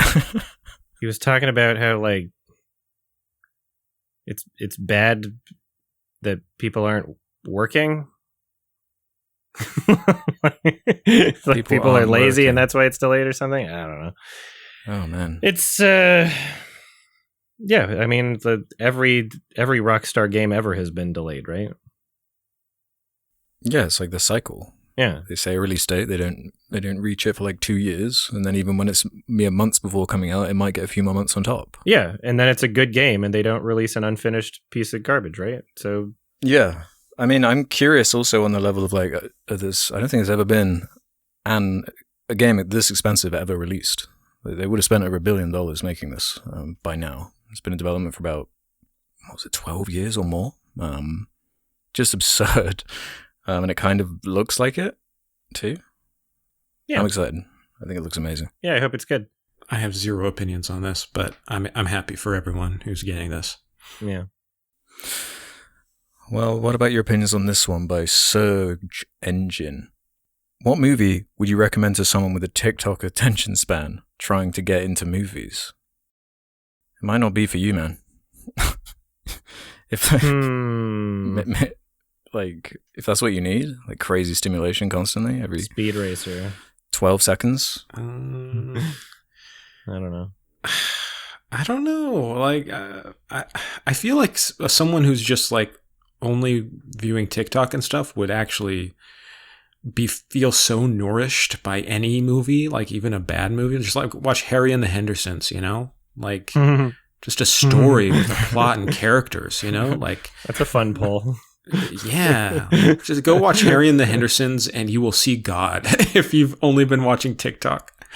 Isn't that how like TikTokers watch movies? They watch like Finding Nemo in 58 parts. Yeah. You know, I think that the kids are the kids. I think that people who are on TikTok and only watch short form content are like waking up, or not waking up, but just like valuing movies in a new way and like long form stuff. You know, I think there's like a backlash and like the culture, shifts back and forth, obviously. So, I think we're going to have a new Bella Tarr movement, you know? Hell yeah. Dude, when the TikTokers discover Chantal Ackerman, it's going to be so cool. No, man. Yeah. No, the movies that go viral on TikTok are always like the strangest. Like, what? Megan is missing. That movie's like boring as fuck. Holy shit. How did TikTokers have the attention span for that one? Jesus. Yeah, crazy work. Yeah, I don't know. Maybe just you don't have to. If it's that much of an upward battle to even like get into the art form, like maybe it's not for you. You don't have to. You're good. You're fine. Stick to your TikTok. Mithrigan 2. 2.0. Is that what it's called, or does it have a clever name? It's Mithrigan 2.0. Oh, right. Yeah. Mithrigan 2.0. Right. Cool. I'm going to mention this actually now, just since we talked about it. Oh yeah, good idea. Yeah, there's they're trying to make it so that you're on your phone in the movie. So they had a special screening of Mithrigan, the first one, to test a they call it like an AI chatbot, but it doesn't even seem to actually be like AI.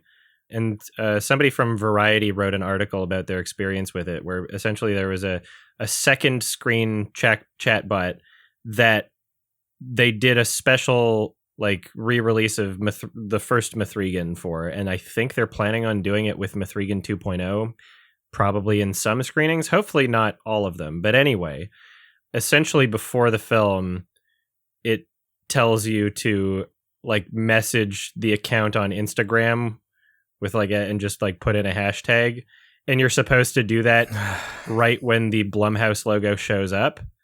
But the person writing the article accidentally did it when the Blumhouse logo showed up for one of the trailers and not at the beginning of the film. And so every single like factoid that was given to him by the Mithrigan chatbot was out of sync and too early, and there was no way to fix it. And apparently he was the only person in the theater that did it. He sat at the back and nobody else pulled out their phones, even though it told them to at the beginning of the movie. So it just seemed like something that nobody wanted to do. And it seemed like... what's it supposed to add? Okay, let's see. I'll get some quotes. So apparently it said, "Hey, Peter, miss me? Of course you did. Become your bestie." And then gives instructions on how to proceed.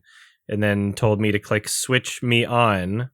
I'll spill the tea about making my movie spelled with a 3 instead of an E and tell you what really happened while you watch. And so it's like kind of like a weird role-playing dumb thing. So you're role-playing while a movie is... Yeah. It's not... What? Yeah, it's one of the quotes. "Lol, period. I wonder how they named Mithri, as in me, but spelled with a 3.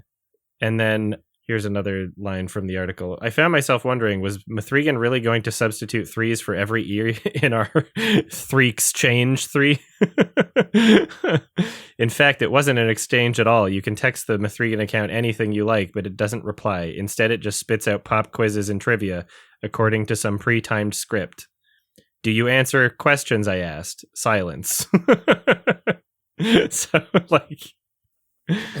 Yeah, it's funny how shitty that seems, but more shitty the fact that Jason Blum and co are trying to start having people have their phones out the entire film.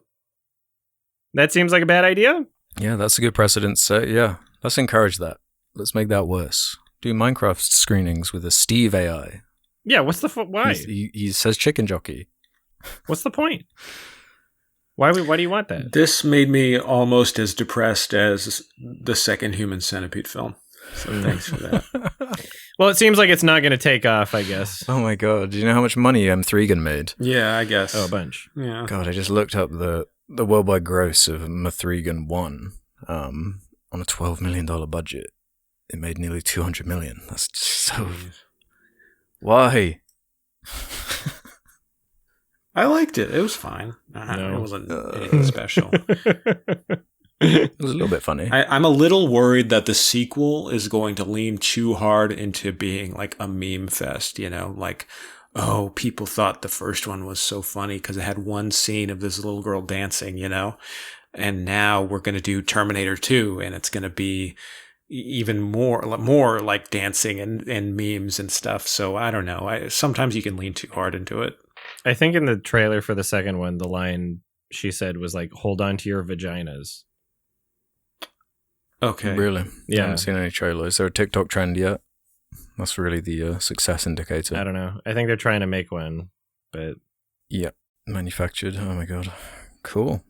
Well, we're all hyped for M3 Gun 2.0. Yeah. Oh, it's even longer. It looks like 2 hours long. Sweet. Yay. I don't think I'm going to watch it. Yeah, I don't really want to... I'll be there. I will be there day one. Don't worry, guys. I'll report back. that's June. M3 Gun Summer.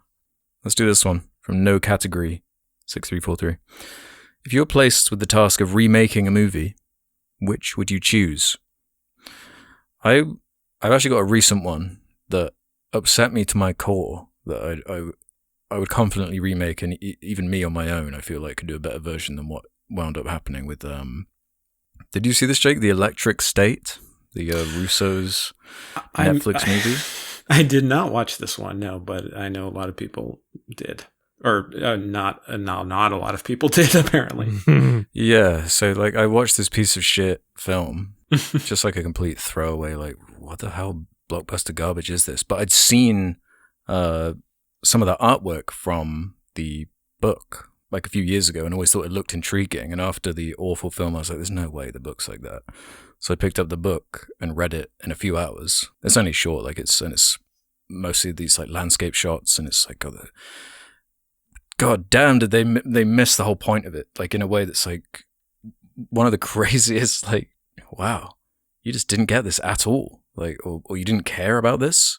Mm-hmm. And I feel like you could make a really contemplative, quiet, leaving stuff up to interpretation, like 90-minute, all about like landscapes and almost like a road type apocalyptic, like hellhole film, which those who have seen The Electric State know is not the atmosphere or tone or vibe that it's going for, even in the slightest, and all of the potential of the idea is just completely missed in that adaptation. So give it a remake where they actually give a shit and don't have like Chris Pratt and dick jokes and stuff. Because wow, yeah, they missed the memo on that one. It's a good one. Adam, go ahead. I'm still thinking. Yeah, I thought recently about like the fact that we're stuck in this stupid trend where remakes seem to be made of things that are already successful and popular, whereas I feel like the things that are ripe for remake would be things that had something going for it, but not quite there, and could use a different interpretation, could use something to get it going and to fully realize itself. And so I thought recently about the fact that, like, we see Silent Hill 2 got a remake. It's like, okay, well, that you could just play the original game. You're not really adding much to the experience by modernizing it. It's annoying how we got a remake for Silent Hill 2, but the one that could probably use a remake the most would be Silent Hill 4, a game that I love, but like there are things that you could definitely improve upon. There are things that you could, like actually fully flesh out. Like it has so many weaknesses despite my love for it that a remake would be cool. You could iron things out. So yeah, I guess for films in that same vein, I would remake A Talking Pony. That would be a good one to remake. Yeah. Mm-hmm. Yeah, just so close to being a masterpiece, but like not quite there. Cool. I'm gonna go. Man, I don't know. I feel like there's a lot of them where you see like older films that are like, oh, that's pretty good, but gosh, it could have been better if they had just taken this angle or done a little more here. Like with a modern lens, it could be really a good movie. I'm thinking about when the Coen brothers redid True Grit, which the original True Grit is a good movie, but they I think they improved it somewhat. I would similarly do another John Wayne movie. I would do The Shootist, which I think was his final movie. He was like dying of cancer. That's a good movie, directed by Don Siegel. But I think that it would be so perfect for kind of Unforgiven style Western today. I think that would be a really good, interesting movie with some like, I don't know, some big star that's kind of like an older action star or something. I don't know who it could be now. Who could fill that role? I don't know, maybe Tom Cruise in The Shootist. Yeah, that's what I'd do. Yeah, there's probably like a bunch of stuff that I'm just not thinking of right now. I'm scrolling through all my ratings on IMDb, like, you know. Yeah, that's what I was doing. Fucking, I don't know, like Alien 3. XX Ponyboy Derek XX. That could have been done a lot better. Once Upon a Studio, changed the design of Scar, you know, that could have improved it.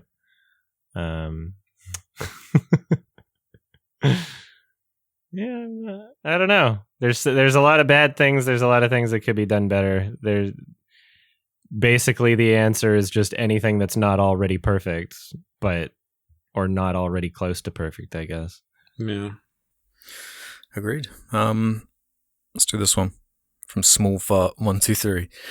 Do you think YouTube as a platform was always doomed to lean towards the route of promoting content rather than the content of expressing oneself? What do you think caused the platform to prefer the content it often pushes now? Is it really just that more people tend to really prefer watching Mr. Beast and right-wing conservative junk? Or was there something else that pushed YouTube this way? What do you think should have happened so that YouTube maintained the image of expressing yourself, and or do you think there's still hope that this will become the main page of YouTube? Thanks, you lads, for the laughs. It's money. I don't know, it's just that, yeah, once you start monetizing it, then it's going to be in shitified at some point. I was thinking about that as far as like Twitter's concerned too, where I remember when Twitter was kind of fun in like 2013, and like you could like talk to your audience and it wasn't about like audiences clashing and enraging each other. And then the added layer of, oh, you can make money on Twitter now. And then it's all just like AI bots basically farming ad revenue from rage bait shit. Yeah. Yeah. Yeah. So it just always happens once you start monetizing it in certain ways. Yeah. It's just, yeah, it's an inevitable byproduct of monetizing it, right? So people were expressing themselves when it was a platform where the point was expressing yourself. Right now, the point of starting a YouTube channel is to make money, right? Like people go into it as a business. And when that's the idea, it's not really about expressing yourself. Sure, the two can coexist in ways, but like the overwhelming amount of people on the platform are doing it for money. Yeah. It's just capitalism. I mean, the thing is, YouTube is so vast that there are niches you can find that's just like, yeah, we're just doing it for fun.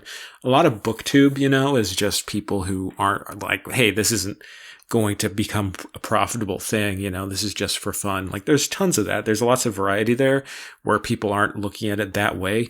But I think that YouTube was so successful at giving an opportunity for anyone to just find massive success. And they sold that so well through their platform that it feels like it is one of those things like making a TV show or being like a professional writer in a writer's room or something. And like, it feels like one of those things that's slowly closing off to people in that like it's becoming less achievable or sustainable, because of how it is just becoming so corporatized and all of the, like all these huge, like all traditional media is going through YouTube too. So it's not like you're competing with other random people. You're competing with NBC and CBS and Disney Jimmy and all Kimmel. that. So Jimmy, yeah, him especially. Yeah. He's, ruining YouTube. So, yeah.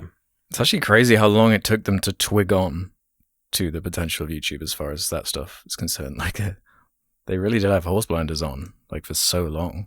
Yeah. As far as, like, another avenue to build audiences. So that was, yeah, I've got fond memories of before Jimmy Kimmel and all that was a big dominating force on it. Because then, then it just becomes about, like, access. And then all these, like, oh, I'm like the son of an oil baron, and I can just make YouTube shorts about my mansion, and everyone's just going to gawk at it, and then that's like YouTube shorts. Or it's just an AI farming, hey, who would win in a fight, the Hulk or Batman? Like, and it's just like AI generated shit with just random images like squirting all over the place. It's just so insanely oversaturated at this point. That's why we're special, you know? Yeah. We're just doing it for the love of the game.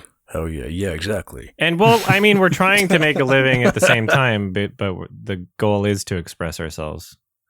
You know, if I wanted to monetize the shit out of what I was doing, you know, there's so many ways you could do that. If all I cared about was the clicks and the ad revenue, I would be doing things very differently. That's what I didn't get.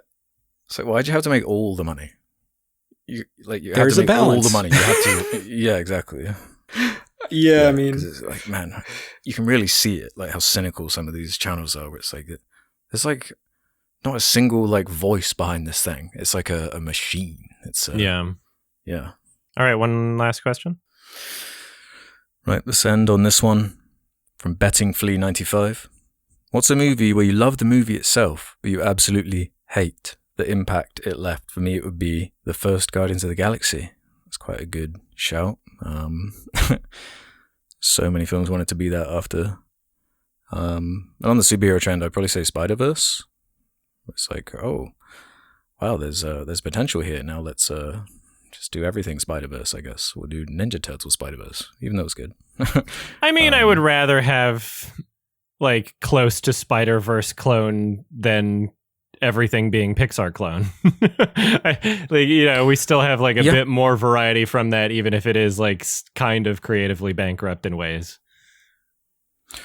For now, we'll see. Yeah. The like cel-shaded thing is already starting to get old for me, as far as like, this isn't really like a fresh thing anymore. It feels like, kind of like a Guardians thing where, oh, there's potential here. We can milk this, or like the Lego movie type thing. I feel like that movie comes up a lot for like some of the precedents it set. But all the copycats and the ideas that it inspired, like just no one really gets it. it's the perfect brand movie. It really is.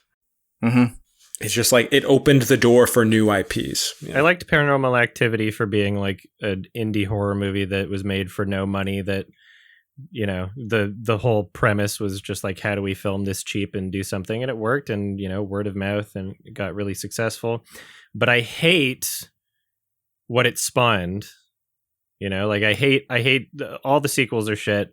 That entire like era of like spoopy paranormal, just awful low budget movies in that time period sucked. And then I also hate how it like discouraged Saw from continuing to release a film every year. So that will always go down in history as being like one of the worst things to ever happen. Well, I feel like Blair Witch kind of deserves those flowers, right? And it did a similar thing with like all the copycats of we can make these horror movies really cheap and not like show anything, but miss the whole point of Blair Witch and what made it cool. Yeah. I'm going to say Pulp Fiction, because that spawned, like I love Pulp Fiction, but there are so many shitty, like ironic, trying to be funny crime movies, ultra violent with like obvious needle drops. And it's just of that era that was just like, it kind of killed crime movies for a while, in my opinion. All right. Yeah, that's cool. I guess that's it. We've done it, boys. We've done it. We've done it. We did it. Woo! Now it's time for my punishment. It's Oh, torture man. time. Oh no. Do you want to tell them? I feel like, we Oh, were going through lists of tens and tens of movies until Jake came up with an idea. A good idea. Prescient idea. Okay. I'll say the first two and then you say the third, right? Okay, There's cool. 3. There's 3. There are 3. Oh, yeah. All right. If that's okay with you. Because we want to do the early 2000s Fantastic Four films, followed by, go for it, Jake. Fant 4 stick. Okay, cool. That's not torture. Yeah. That'll be fun. Oh, you're dying inside. You're so angry. You're so No, mad. No, I can remember tell. I remember watching Fant 4 Stick in theaters, and it was funny. Bro is so mad right now. He can't even hide it. Have you seen the other ones, Adam? The Tim Story ones? Okay. Oh yeah, The Rise of the Silver Surfer was the sequel. Fantastic. Yeah. So okay, wait. What do we got? 2005. Yeah, so 2005 and 2007. And then, yeah. Rise of the Silver Surfer. So I believe that I watched them when I was younger, but I just have zero memory of them. Like I know for sure I watched them when I was younger. Okay. But not fresh in any form. Yeah. And then Fantastic. Okay, cool. This should be fun. All of them. Yeah, sure. Yeah. Fun. If you mean torture. You're so pissed right now, dude. You are like so angry. I can hear it in your voice. Like, we got him. We got you, dude. You got me. Yes, mission accomplished. Okay. Yeah, if you don't want to be spoiled for Fantastic Four 2005 directed by Tim Story and Fantastic Four Rise of the Silver Surfer 2007 directed by Tim Story. Wait, his name is Tim Story? That's his name. My name's Tim Story, and I direct movies. Fantastic Four, otherwise known as Fant4stick 2015, directed by Josh Trank. Then watch them before the next episode comes out. They're released every 2 weeks. You can listen to them early. Go into sardonicast.com, sign up for premium, or patreon.com/sardonicast. Or click the join button on the YouTube thing, sign up as a member. It's super cheap. And also, if you don't have YouTube Premium, it makes sense because you don't get ads, right? When you listen on Patreon, when you listen on our website, when you listen to the members thing, you don't have to hear no stinky, dumb ads. And we already don't do the sponsorship things. Maybe we will at some point. You never know. We could have gotten a good HelloFresh sponsorship for this one. Stop naming brands that aren't paying us. We don't do that. Yeah, so help us out. Help us out, everybody. This is sponsored by Duolingo. Shut up.